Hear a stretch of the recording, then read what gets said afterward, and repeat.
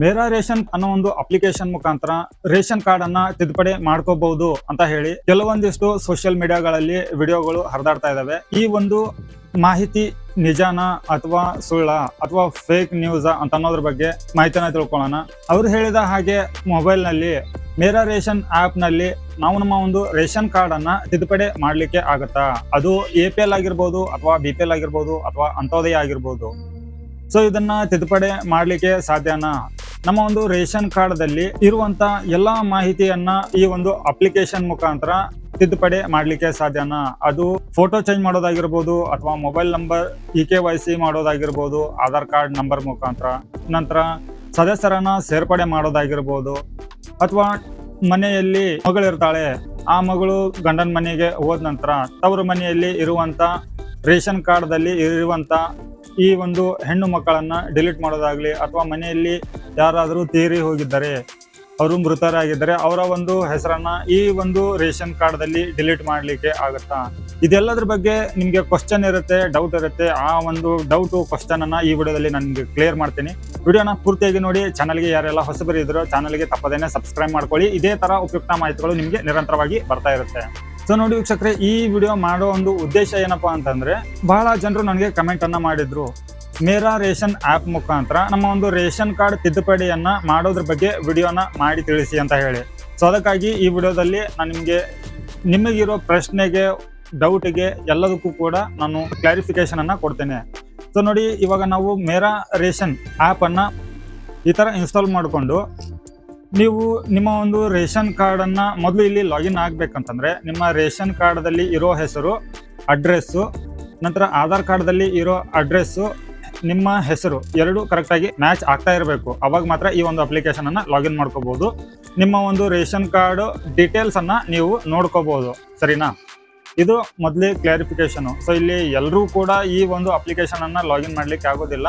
Aadhaar card ದಲ್ಲಿ ಇರೋ details, ration card ದಲ್ಲಿ ಇರೋ ಡೀಟೇಲ್ಸ್ ಎರಡು ಕರೆಕ್ಟ್ ಆಗಿ ಮ್ಯಾಚಿಂಗ್ ಆದ್ರೆ ಮಾತ್ರ ಇಲ್ಲಿ ಲಾಗಿನ್ ಆಗುತ್ತೆ. ಒಂದು ಕ್ಲಾರಿಫಿಕೇಶನ್ ಅನ್ನ ಕೊಟ್ಟಿದ್ದೇನೆ.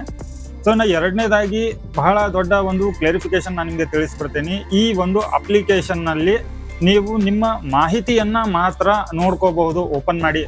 ಸೊ ನಿಮ್ಮ ಮನೆಯ ಎಷ್ಟು ಮೆಂಬರ್ಸ್ಗಳು ರೇಷನ್ ಕಾರ್ಡ್ ದಲ್ಲಿ ಇದ್ದಾರೆ, ನಿಮ್ಮ ಒಂದು ರೇಷನ್ ಕಾರ್ಡ್ ಆಕ್ಟಿವ್ ಇದೆಯಾ ಇಲ್ವಾ, ಅವರ ಹೆಸರೇನು, ಇದ್ರ ಬಗ್ಗೆ ಮಾಹಿತಿಯನ್ನ ಮಾತ್ರ ನೀವಿಲ್ಲಿ ತಿಳ್ಕೊಬಹುದು. ಈ ಅಪ್ಲಿಕೇಶನ್ ಮುಖಾಂತರ ನಿಮ್ಮ ರೇಷನ್ ಕಾರ್ಡ್ ದಲ್ಲಿ ಇರುವಂತ ಯಾವುದೇ ಮಾಹಿತಿಯನ್ನ ಡಿಲೀಟ್ ಮಾಡೋದಾಗ್ಲಿ, ಸೇರ್ಪಡೆ ಮಾಡೋದಾಗ್ಲಿ, ತಿದ್ದುಪಡಿ ಮಾಡೋದಾಗ್ಲಿ ಮಾಡ್ಲಿಕ್ಕೆ ಬರೋದಿಲ್ಲ. ಸರಿನಾ? ಯಾಕೆ ಅಂತ ಅನ್ನೋದನ್ನ ನಾನು ನಿಮಗೆ ಅದನ್ನು ಕೂಡ ಹೇಳ್ತೇನೆ.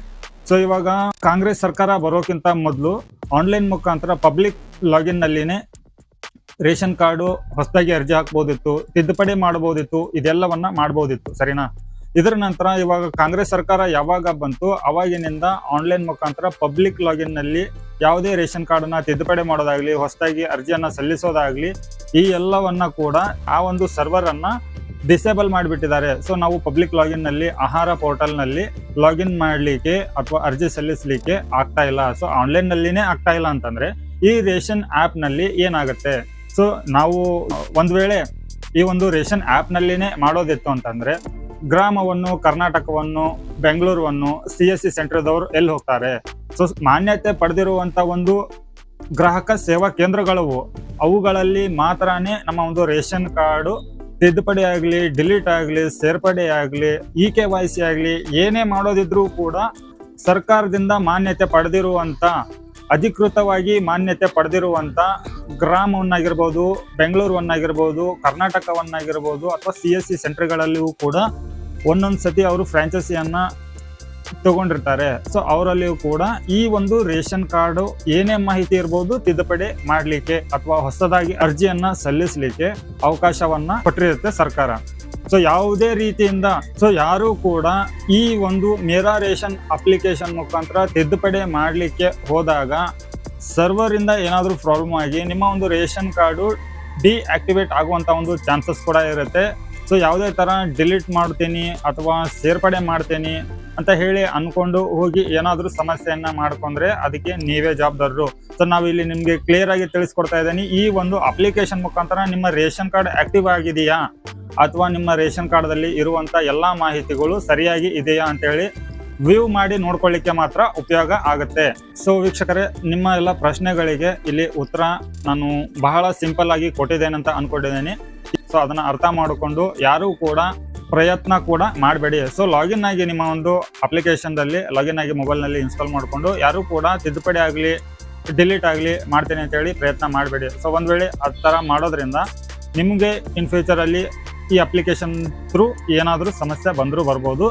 ಇದು ಸರ್ಕಾರದ ಒಂದು ಅಪ್ಲಿಕೇಶನ್ ಆದರೂ ಕೂಡ ಇದರಲ್ಲಿ ತಿದ್ದುಪಡಿ ಮಾಡಲಿಕ್ಕೆ ಅವಕಾಶವನ್ನು ಕೊಟ್ಟಿಲ್ಲ. ಕಾಂಗ್ರೆಸ್ ಸರ್ಕಾರ ಬಂದಾಗಿಲಿಂತರ ಕೂಡ ಆನ್ಲೈನ್ನಿಂದ ಯಾವುದೇ ಥರ ರೇಷನ್ ಕಾರ್ಡ್ ಬಗ್ಗೆ ಇರುವಂಥ ಪೋರ್ಟಲ್ಗಳ ಎಲ್ಲವೂ ಕೂಡ ಡಿಸೇಬಲ್ ಆಗಿದೆ. ಹಂಗಂತ ಹೇಳಿ ನೀವು ಆಹಾರ ವೆಬ್ಸೈಟ್ನಲ್ಲಿ ತಿದ್ದುಪಡಿ ಸ್ಥಿತಿಯನ್ನು ತಿಳ್ಕೊಬೋದು, ಅಥವಾ ನಿಮ್ಮ ರೇಷನ್ ಕಾರ್ಡನ್ನು ಆನ್ಲೈನ್ ಮುಖಾಂತರ ಬ್ಲ್ಯಾಕ್ ಆ್ಯಂಡ್ ವೈಟಲ್ಲಿ ಡೌನ್ಲೋಡ್ ಮಾಡ್ಕೋಬೋದು. ಸೊ ಇಷ್ಟೇ ವ್ಯತ್ಯಾಸ. ಇಲ್ಲಿ ಯಾವುದೇ ಥರ ರೇಷನ್ ಕಾರ್ಡ್ ಸರ್ವಿಸ್ಗಳು ಈ ಅಪ್ಲಿಕೇಶನ್ ಮುಖಾಂತರ ಸಿಗೋದಿಲ್ಲ.